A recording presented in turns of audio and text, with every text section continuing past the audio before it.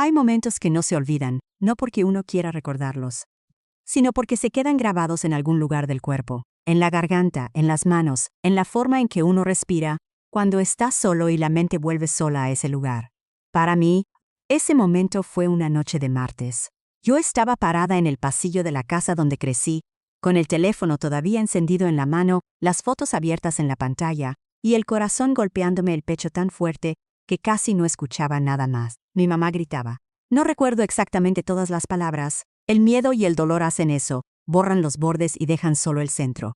Pero sí recuerdo su cara, roja, desfigurada por algo que no era solo rabia, era pánico. El pánico de alguien a quien le acaban de derrumbar algo en lo que había decidido creer con todo. Mi mochila cayó en el jardín. La vi desde la puerta, negra sobre el pasto mojado, y por un segundo solo pensé en lo absurdo que era ese detalle.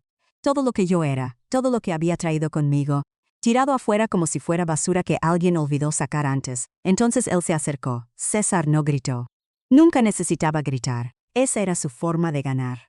Mantenerse tranquilo mientras todo ardía a su alrededor, como si el fuego no lo tocara porque él mismo lo había encendido. Se inclinó apenas lo suficiente para que solo yo lo escuchara, y me dijo, en voz baja, con una sonrisa que yo conocía demasiado bien. Tu mamá siempre me va a criar a mí antes que a ti, no lo olvides. No respondí.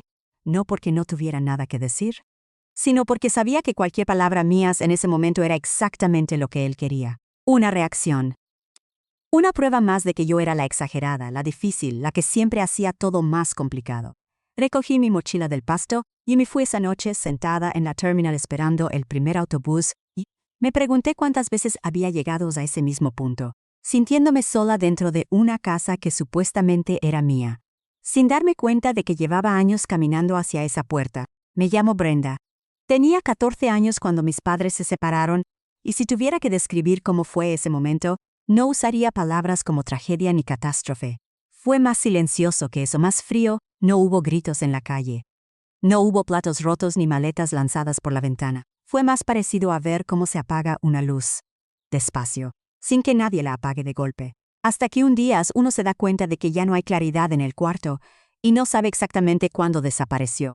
Mis padres dejaron de hablarse como esposos y empezaron a hablarse como dos personas que comparten un contrato que ninguno sabe cómo terminar. Educados, cansados.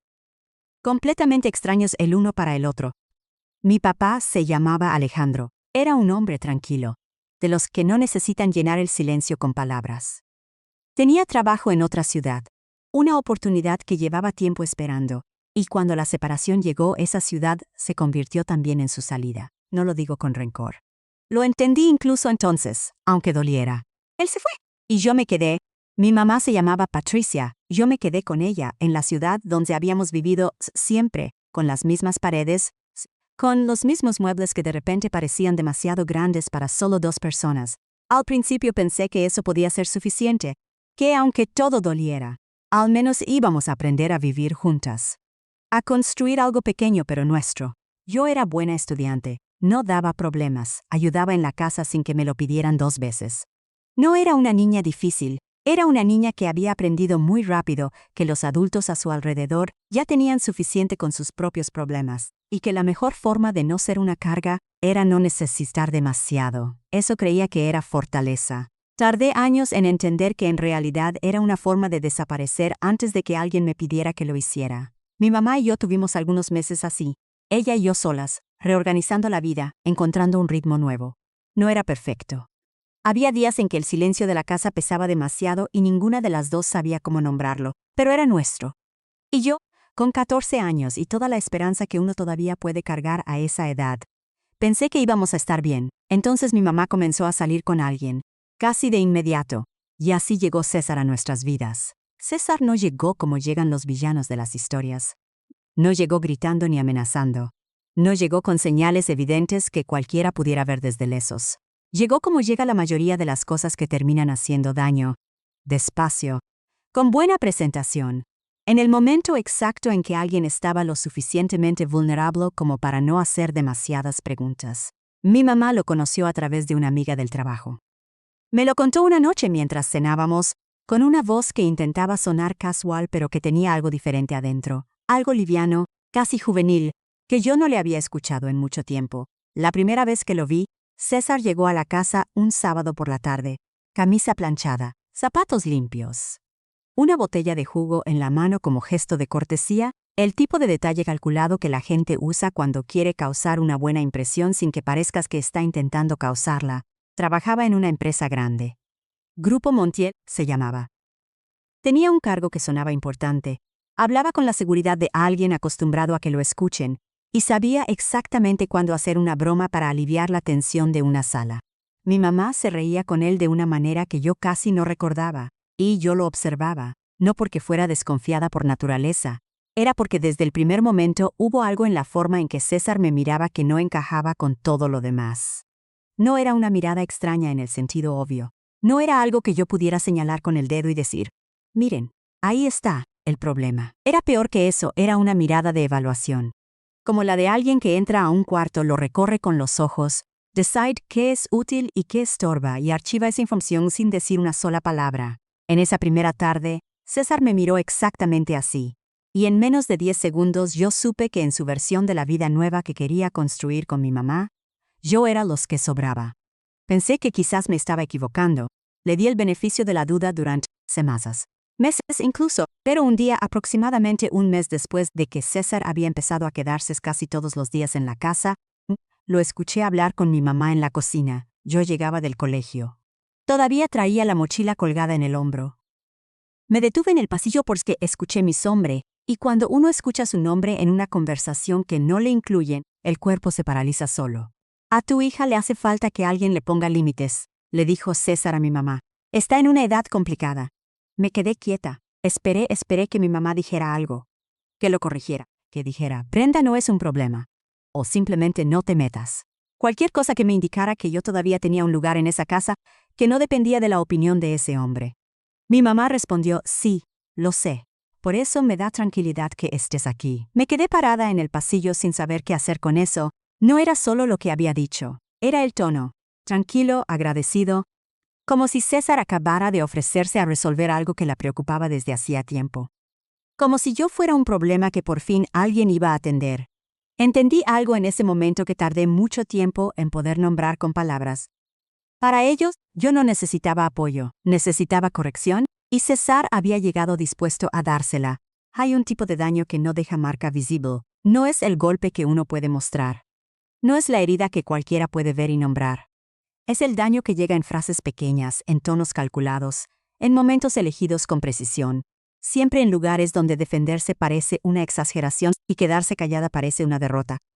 César era experto en ese tipo de daño. Menos de un año después de conocerlo, mis padres ya habían firmado los papeles del divorcio y él se había mudado a la casa. Y con esa mudanza llegó algo que yo no supe nombrar durante mucho tiempo, pero que sentía todos los días en el estómago. La sensación constante de estar siendo observada y evaluada, de que cualquier cosa que hiciera podía convertirse en evidencia de algo que estaba mal en mí. Los comentarios empezaron siendo pequeños. Mi cabello estaba descuidado. Mi ropa no era apropiada. Respondía con un tono que no era el adecuado para hablar con adultos. Me encerraba demasiado en mi cuarto, señal de que algo andaba mal. Si salía, no ayudaba en la casa. Si ayudaba, lo hacía mal. Siempre había algo. Siempre había una versión de mí que no alcanzaba. Mi mamá, cada vez que yo intentaba decirle que esos comentarios me lastimaban, suspiraba con ese cansancio particular que me hacía sentir que el problema era haberlo mencionado. César solo bromea. Eres muy sensible. Tienes que aprender a tomar las cosas con más madurez. Y César se quedaba ahí, con esa sonrisa pequeña y satisfecha, viendo cómo una vez más yo quedaba como la exagerada. Pero el momento que más recuerdo, el que se me quedó grabado de una manera que ningún otro pudo borrar, ocurrió durante unas cenas, unos meses después de la boda. Yo había comprado unos pantalones nuevos con dinero que estuve juntando durante semanas. Me gustaban. Me hacían sentir bien. O al menos eso creía hasta que me senté a la mesa. César levantó la vista de su plato. Me miró de una forma que yo ya conocía. Esa fracción de segundo donde evalúa antes de hablar. Esos pantalones ya te quedan demasiado justos, ¿no, Brenda? Sentí el calor subiéndome a la cara de inmediato. Así son, dije intentando que mi voz sonara tranquila. Así se usan. Él dejó el tenedor sobre el plato, despacio, como si fuera a decir algo muy importante. No lo digo por molestar. Lo digo por tu salud. A veces una no se da cuenta que está cambiando de cuerpo. Hizo una pausa, y luego agregó, en voz más baja pero lo suficientemente audible para que yo lo escuchara sin ninguna duda. Y no precisamente para bien. Tuve ganas de llorar. Tuve ganas de levantarme, tuve ganas de decirle exactamente lo que pensaba de él frente a mi mamá, frente a los platos, frente a toda esa normalidad falsa que habían construido juntos. No hice ninguna de las tres cosas. Mi mamá intervino con esa voz suave que usaba cuando quería suavizar lo que él acababa de hacer sin nombrarlo directamente. Ay, Brenda, César solo se preocupa por ti. No todo lo tomes tan personal. Me quedé mirando mi plato. Esa noche entendí algo que ya sabía pero que todavía me costaba aceptar. Que en esa mesa no había nadie que fuera a ponerse de mi lado. Que yo podía tener toda la razón del mundo y de todas formas iba a quedar como la difícil. Así que aprendí a callarme. Y cuando el silencio de esa casa se volvía demasiado pesado, llamaba a mi papá. Las videollamadas con Alejandro se convirtieron en mi refugio. Él escuchaba de verdad, no interrumpía para decirme que estaba imaginando cosas. No me decía que era difícil ni que debía entender a César. Solo me preguntaba cómo estaba, qué necesitaba, qué podía hacer desde lejos. A veces no podía hacer nada, pero me preguntaba. Y eso, en ese momento de mi vida, era más de lo que recibía dentro de la casa donde vivía. Mi papá cumplía con todo lo que le correspondía económicamente, puntualmente, incluso más de lo que estaba obligado. Pero el dinero no cambiaba lo que pasaba dentro de esas paredes. De poco servía tener los gastos cubiertos si cada día yo vivía midiendo cada palabra, cada movimiento, cada expresión de mi cara. Ese fue el patrón durante años. César decía algo que dolía. Lo envolvía en preocupación. Mi mamá lo defendía como si me estuviera haciendo un favor. Y yo absorbía, llamaba a mi papá, y al día siguiente volvía a empezar, hasta que todo cambió. Gael nació un martes de madrugada. Yo estaba en mi último año del bachillerato, concentrada en exámenes, en trámites de admisión, en mantener el promedio que necesitaba para poder irme. Pero cuando mi mamá llegó del hospital con ese bulto pequeño envuelto en una cobija azul, algo en la casa cambió de una manera que no tenía que ver con el bebé, tenía que ver con lo que el bebé representaba para César. Gael no tenía culpa de nada. Lo digo en serio. Nunca le guardé rencor a ese niño. Era pequeño e inocente y no había pedido nacer en medio de todo eso. Pero su llegada fue como encender una luz que iluminó con precisión lo que yo ya sabía sin poder demostrarlos. Con Gael en brazos, era otra persona. Se paseaba por la casa como padre perfecto. Tomaba fotos, recibía felicitaciones, hablaba de su familia con una emoción que yo nunca le había visto cuando se refería a algo que tuviera que ver conmigo. Había una calidez en él que no era actuada, y eso era lo más difícil de procesar. No era que fingiera querer a su hijo. Era que esa capacidad de querer existía en él. Simplemente nunca había llegado hasta mí, y en ese contraste silencioso entendí algo definitivo. Yo nunca había sido parte de su familia. Había sido un obstáculo dentro de ella.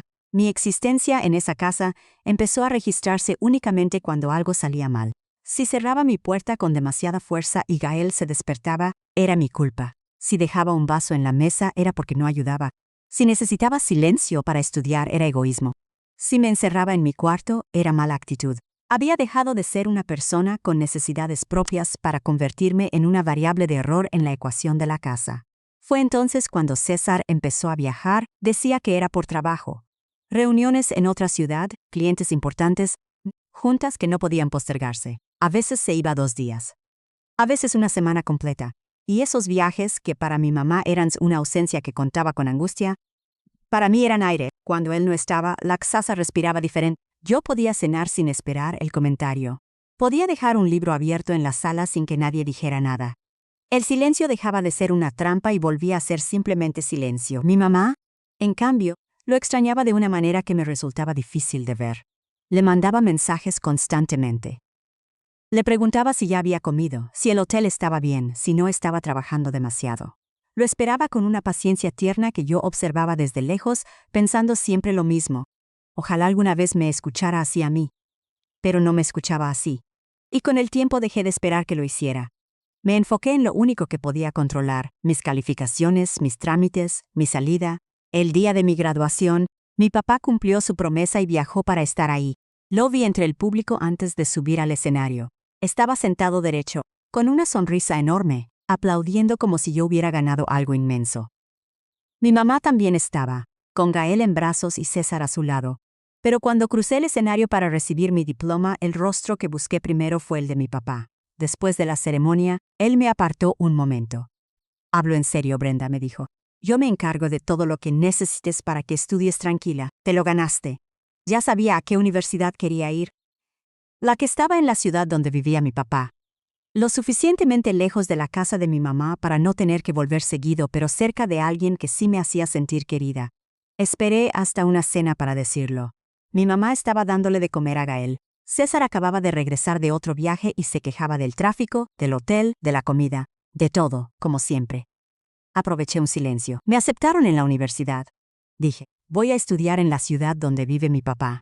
Mi mamá se quedó con la cuchara en el aire. César soltó una risa baja. Mira nada más, dijo. Al final tu papá sí iba a servir para algo. Pagar una universidad. ¿Quién lo diría? Apreté el tenedor tan fuerte que me dolieron los dedos. Quise contestarle. Quise decirle que mi papá había hecho por mí mucho más que él en todos esos años. Que había escuchado, que había preguntado, que había llegado cuando prometió llegar. Pero no lo hice. No quería darle ese gusto. Miré a mi mamá esperando algo. Una palabra, un gesto, cualquier señal de que ese comentario le había parecido tan injusto como a mí. Pero en su cara no vi indignación, vi alivio. Un alivio pequeño, casi imperceptible. El de alguien a quien se le resuelve algo que no sabía cómo resolver sola. Yo me iba. Y ella podía quedarse con César y con Gael sin la hija del matrimonio anterior ocupando espacio en la casa. Esa noche no dormí bien. Mi papá estaba al final del andén. Lo vi antes de que él me viera a mí, parado con los brazos cruzados, mirando hacia la salida de los pasajeros con esa expresión suya de concentración que yo conocía desde pequeña. Cuando me vio, se le abrió la cara entera. No dijo nada dramático, solo abrió los brazos y me abrazó, y yo dejé que me abrazara sin decir nada tampoco, con las 2 maletas a mis pies y la mochila todavía colgada en el hombro, pensando que no recordaba la última vez que alguien me había esperado así. Con genuinas ganas de que llegara, la casa de mi papá estaba en una zona tranquila de la ciudad. No era grande ni lujosa, pero tenía algo que la casa donde crecí había perdido hacía mucho tiempo: luz. Había plantas en la entrada, olor a café recién hecho, y una sensación de orden que no era rigidez sino simplemente paz. Sara me esperaba en la puerta. Yo no sabía qué esperar de ella. Era la pareja de mi papá, y eso solo ya era territorio desconocido. Pero llegué y la encontré con jeans manchados de pintura. Trabajaba como maestra de arte, y una sonrisa que no tenía nada de actuada. Brenda, dijo, y me abrazó sin exagerar pero sin incomodidad tampoco. Qué gusto que ya estés aquí. Tu cuarto quedó listo. Espero no haberme pasado con la decoración. El cuarto tenía un escritorio amplio, una repisa para libros y una ventana que daba al patio. Me senté en la cama un momento, sola, y escuché. No había llanto de bebé. No había pasos pesados en el pasillo. No había ninguna voz calculando su próximo comentario. Solo silencio. El tipo de silencio que no pesa, que no amenaza, que simplemente existe porque nadie en esa casa necesita llenarla para demostrar algo. Esa noche, mi mamá llamó. «Pudiste despedirte bien», dijo con ese tono dolido que yo conocía. «Mañana se le pasa, mamá», respondí. Hubo un silencio incómodo. Luego ella dijo algo sobre Gael, sobre la casa, sobre lo complicado que estaba todo. Yo escuché, no colgué. «Pero tampoco me decís». Cuando terminó la llamada, me quedé mirando el techo de mi cuarto nuevo y pensé en ella, no con rabia, sino con ese dolor tranquilo que uno siente cuando quiere a alguien que no sabe cómo recibirte. Seguía queriéndola. Eso nunca cambió.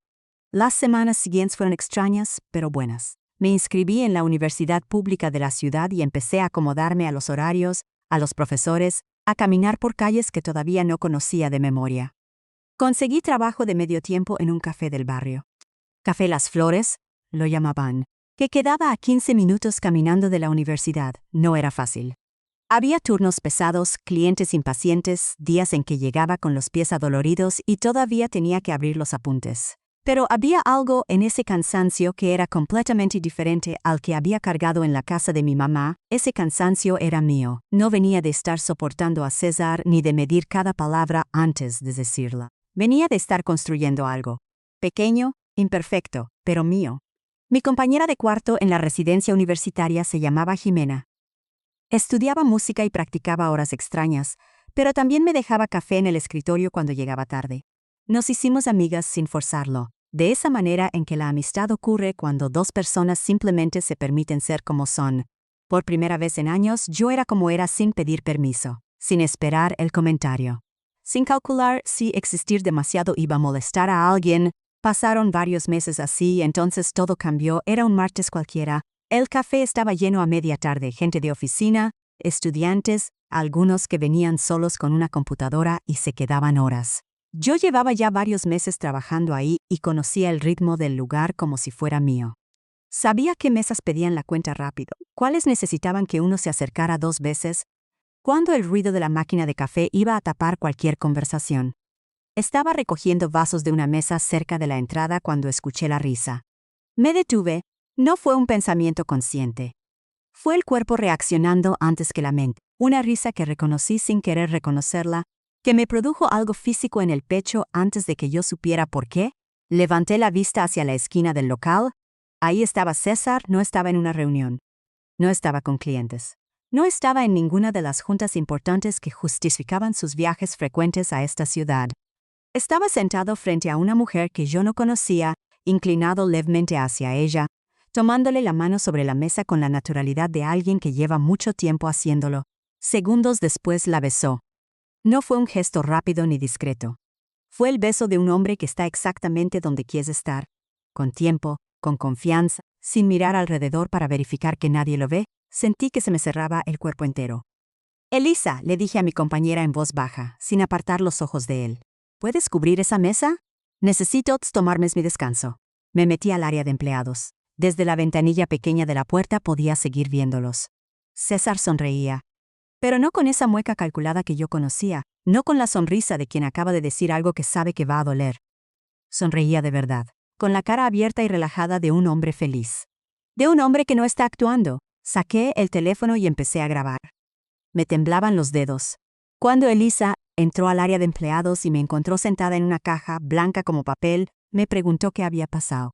¿Conocías a ese señor? Sí, dije con cuidado. Lo conozco. Ella frunció el ceño. ¿Y a ella? Negué con la cabeza. Elisa abrió los ojos. Es Marcela Ochoa, directora general de Grupo Montiel. Sale bastante en notas de negocios, eventos de la ciudad, ese tipo de cosas.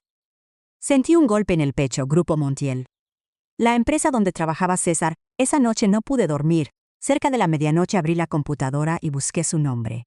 Marcela Ochoa apareció de inmediato. Perfil profesional, fotos de eventos, reconocimientos, entrevistas. Directora general. Al principio solo encontré publicaciones de trabajo. Luego di con una cuenta personal que no era completamente privada. Y entonces encontré a César, no en una foto escondida. Estaba en muchas, en cenas de empresa, en eventos formales, siempre demasiado cerca de Marcela para ser solo un empleado. Luego una foto en un parque, los dos, y entre ellos un niño de unos 3 años que César cargaba sobre los hombros. Los 3 sonreían. El texto de Marcela decía, mis 2 hombres favoritos, falta poco para hacerlo oficial, bendecida con la familia que siempre soñé. Me quedé mirando la pantalla sin respirar bien, ese niño parecía mayor que Gael. Empecé a revisar las fechas, las fotos más antiguas, los comentarios. La cronología fue armándose sola frente a mis ojos con una claridad que no dejaba espacio para otra interpretación. César había estado construyendo esa segunda familia mientras mi mamá estaba embarazada. Mientras Patricia esperaba a Gael, él ya tenía otro hijo en esta ciudad. Mientras decía que viajaba por trabajo, venía a esto, seguí bajando fotos de cumpleaños, de fechas especiales. De una feria con el niño, en una Marcela escribía, a veces la familia perfecta llega cuando menos la esperas. Guardé todo, cada imagen, cada texto de fecha, cada comentario. Captura por captura, con una frialdad que yo misma no entendía del todo, pero que en ese momento era lo único que podía sostenerme. Sabía que si alguna vez mostraba esto, nadie iba a poder decir que lo había inventado. Cerca de las 3 de la madrugada cerré la computadora. Tenía clase temprano. Dormir ya era imposible. Me quedé sentada en la oscuridad del cuarto, con el teléfono lleno de pruebas y el pecho lleno de algo para lo que no encontraba nombre exacto. No era solo rabia, no era solo tristeza. Era el peso de entender que una mentira enorme había estado viviendo muy cerca de nosotras durante años, y que nadie la había visto porque nadie había querido mirar. ¿Qué nos hiciste, César? Murmuré en la oscuridad. Nadie respondió. Llegué sin avisar. Mi mamá abrió la puerta y se quedó un momento mirándome como si necesitara confirmar que era yo. Con las maletas no, solo la mochila, solo lo necesario para un día o 2, solo lo suficiente para decir lo que había ido a decir. Brenda, dijo, no te esperábamos. Gael caminaba alrededor de sus piernas con un carrito de plástico en la mano, todo completamente en su propio mundo. Por un segundo, solo un segundo, todo pareció casi normal. Una hija que llega. Una madre que abre la puerta. Un niño pequeño jugando en el pasillo. Luego apareció César. Vaya, vaya, dijo con ese tono que yo conocía de memoria. ¿Qué pasó?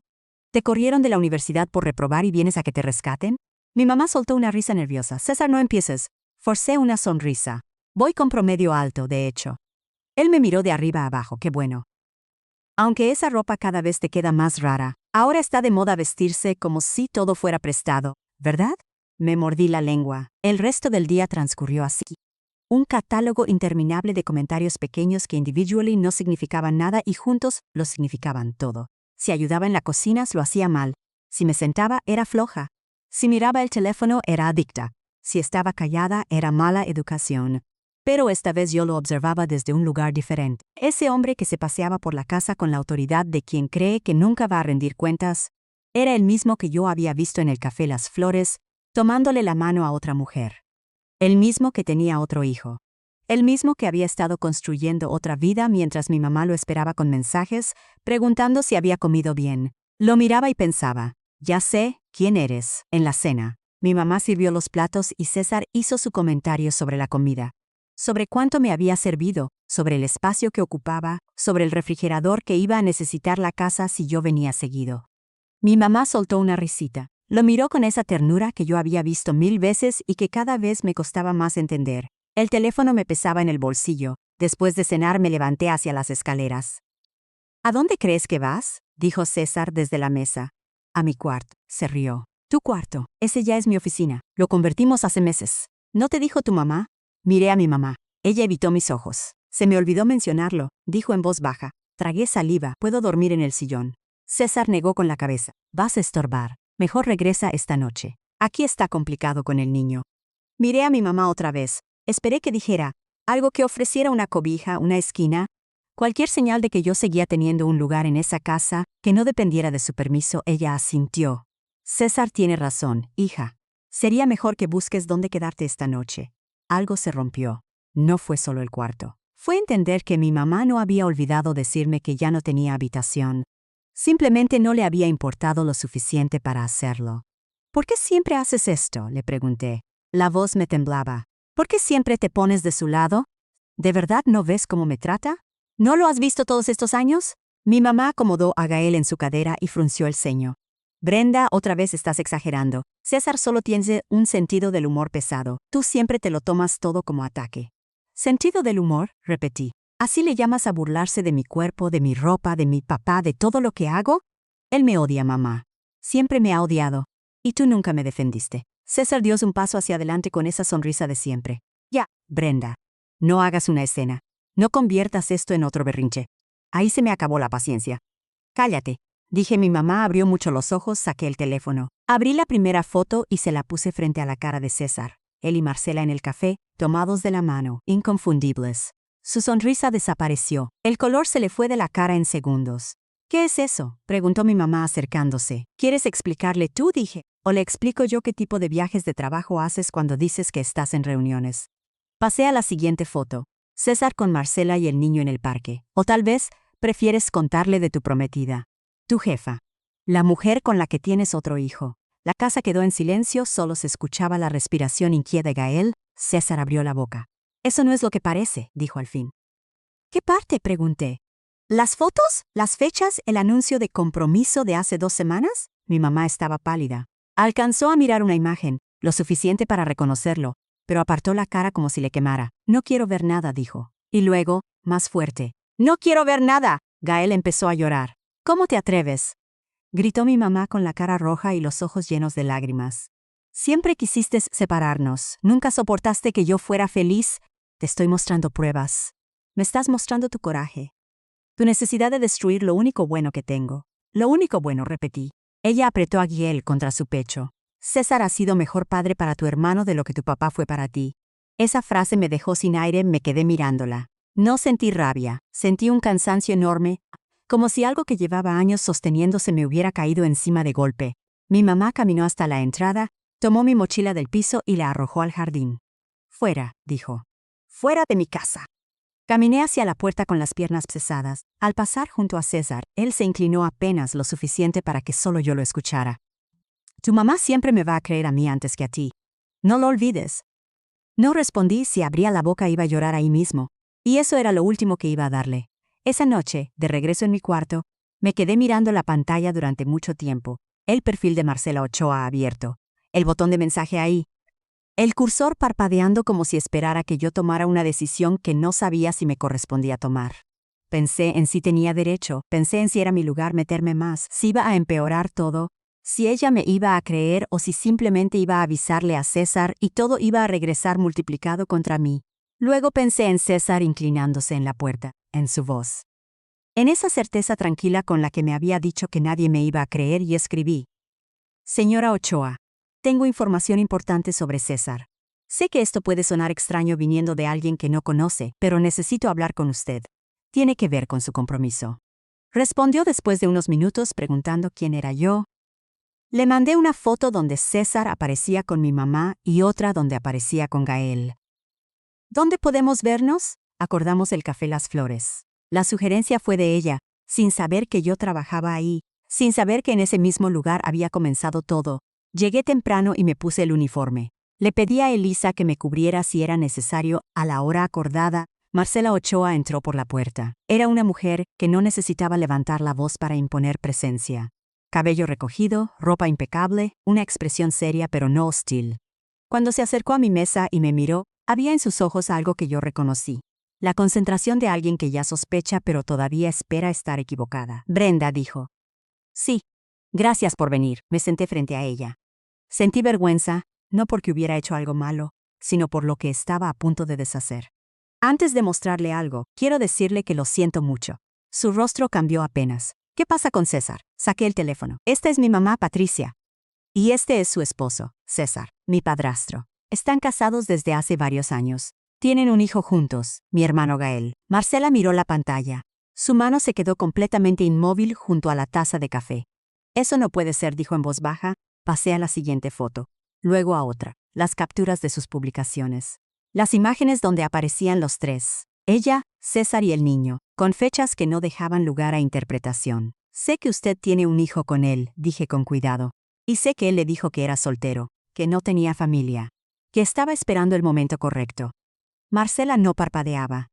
Me dijo que viajaba a la otra ciudad por su madre enferma, murmuró, que no había podido formar una familia porque trabajaba demasiado.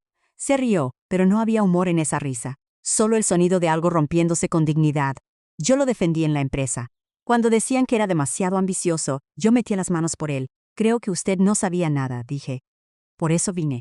Ella respiró hondo, su rostro se endureció, no contra mí, sino hacia adentro, como si una parte de ella hubiera decidido cerrarse para poder seguir de pie en ese momento. Gracias por decírmelo, Brenda. Se levantó. Dejó dinero sobre la mesa sin que nadie se lo pidiera. Tomó su bolso. Lo siento, dije. No me pidas perdón tú, respondió. El que tiene que explicarme esto es él. Salió con la cabeza en alto. La observé irse desde mi mesa. Esa mujer que acababa de recibir la misma información que mi mamá y había elegido verla con los ojos abiertos, y sentí algo difícil de nombrar. No era satisfacción. Era algo más parecido al alivio de quien finalmente deja caer algo muy pesado. 2 semanas y media después, mi teléfono sonó. Era mi mamá. Contesté con el corazón acelerado. ¿Ya estás satisfecha? Fue lo primero que dijo. No había saludo. Solo esa pregunta lanzada como una piedra. Lo suspendieron primero. Luego una auditoría revisó sus gastos, sus correos, todo. Había gastos de viaje que no correspondían, recursos de la empresa usados para asuntos personales. Esa mujer reportó todo y lo despidieron. Lo hicieron firmar un acuerdo de liquidación. ¿Entiendes lo que hiciste? Me senté en la cama. Jimena, que estaba practicando violín en su cuarto, dejó de tocar. Él hizo eso, mamá. Yo no entiendes nada, dijo ella, y su voz se quebró. César era lo mejor que me había pasado. Era el mejor padre que tu hermano podía tener. Te estaba engañando. Tenía otro hijo. Iba a casarse con otra mujer. «Porque tú te metiste», gritó. Porque no pudiste dejar de odiarlo. Dolió. Pero esta vez no me sorprendió. Marcela tenía derecho a saber. Tú también. Hubo un silencio largo. Cuando mi mamá volvió a hablar, su voz era diferente, fría, seca, como si hubiera tomado una decisión en ese silencio que no iba a retractarse. Para mí ya no existes, Brenda. Me quedé inmóvil. ¿Qué? No vuelvas a llamarme. No vuelvas a buscarme. Hiciste tu elección. La llamada se cortó. Me quedé mirando la pantalla con las lágrimas bajándome por la cara. Sin hacer ruido, sin moverme, pues, sosteniendo el teléfono como si todavía pudiera sacar de él una versión diferente de lo que acababa de pasar. Jimena apareció en la puerta. Brenda, ¿qué pasó? Le conté todo como pude. Ella me abrazó, me preparó algo caliente y me ayudó a llamar a mi papá. Alejandro y Sara llegaron esa misma noche. Mi papá no preguntó si había exagerado. No me dijo que debí quedarme callada. Me abrazó tan fuerte que por fin pude llorar, de verdad, con todo el peso de lo que había cargado sola durante semanas. Sara se sentó a mi lado cuando el llanto se fue calmando. Hiciste lo correcto, me dijo en voz baja. Que duela no significa que estuviera mal. Me quedé con esa frase, la guardé en algún lugar donde las cosas que sostienen a uno no se pierden fácilmente. Ha pasado un año, sigo en la universidad. Mis calificaciones son buenas, no perfectas, pero buenas, y eso me parece suficiente para alguien que trabaja de medio tiempo y cocina su propia comida y aprende todos los días a vivir sin pedir permiso para ocupar espacio. Sigo trabajando en el café Las Flores. A veces entra un hombre con camisa planchada y algo en mi pecho se aprieta solo antes de que yo pueda evitarlo. Lo observo un segundo, luego sigo con lo que estabas haciendo. El cuerpo tarda más en olvidar que la mente. Eso lo aprendí este año. Mi papá y Sara se casaron en una ceremonia pequeña en un pueblo pintoresco cerca de la ciudad. Fue sencilla y bonita. Pocas personas, mucha luz, una tarde que se sintió exactamente como ellos dos. Me pidieron estar ahí, no como invitada. Como parte, Sara está embarazada. Voy a tener una hermana. La primera vez que me lo dijeron sentí miedo. Un miedo viejo y conocido. El de volver a quedar fuera, el de ser de nuevo la que sobra cuando llega alguien nuevo. Sé que no era justo pensarlo así, pero el miedo no siempre es justo. Sara me tomó la mano. Brenda, ¿no estás aquí de visita? También eres parte de esto. Me quedé con esa frase. La guardé junto a la otra. Que duela no significa que estuviera mal. En ese lugar donde uno guarda las cosas que lo sostienen cuando todo lo demás se mueve. De mi mamá y César sé poco, noticias llegan solas, por conocidos de mi ciudad natal, sin que yo las busque. César no encontró un puesto equivalente después de la auditoría. Las manchas que deja ese tipo de salida no desaparecen fácil. Empezó a beber más. A culpar a todos menos a sí mismo. Mi mamá tuvo que buscar trabajo. Gael está en un jardín infantil ahora porque ya no pueden pagar a alguien que lo cuide en casa. Cuando pienso en Gael, todavía me duele. Él no tuvo la culpa de nada. Algunas noches me pregunto si debí quedarme callada. Si mi mamá habría sido más feliz sin saber. Si Gael tendría una casa más tranquila. Si Marcela y su hijo habrían seguido viviendo dentro de una mentira cómoda sin saber que era mentira. Pero luego recuerdo a César en esa puerta, su sonrisa, su voz baja. La certeza absoluta con la que me dijo que nadie me iba a creer, como si esa fuera una verdad tan establecida que ni siquiera valía la pena disimularla. Yo no armé esa mentira, solo fui la primera que dejó de fingir que no la veía. No sé si algún día mi mamá va a llamar. Hay días en que todavía quiero que lo haga, en que extraño una versión de ella que quizás nunca existió del todo, o que existió antes de César y se fue quedando atrás sin que ninguna de las dos lo notara a tiempo. Otros días, entiendo que quizás nunca va a llamar. Y que eso también es una respuesta.